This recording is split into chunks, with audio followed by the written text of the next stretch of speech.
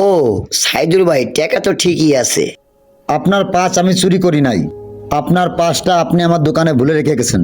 পরে দেখলাম পাঁচশো অনেক টাকা। আমি পাঁচটা নিয়ে আপনার অফিসের দিকে গেছিলাম। ওখানে যে শুনলাম আপনি আমার দোকানের দিকে আইছেন, এই জন্য আমি দোকানে আসলাম। আর বাবা, আপনি আমাকে চোর বললেন?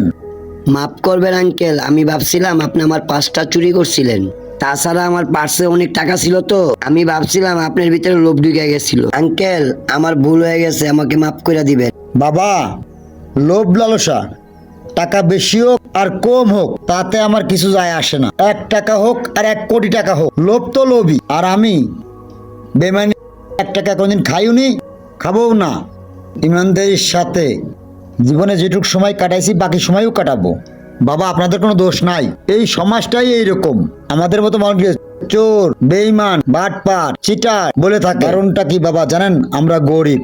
এই সমাজের মানুষরাই আমাদের চোর, সিটার, বাটপার এগুলো বলে থাকে, কারণ আমরা গরিব। সমস্যা নেই বাবা।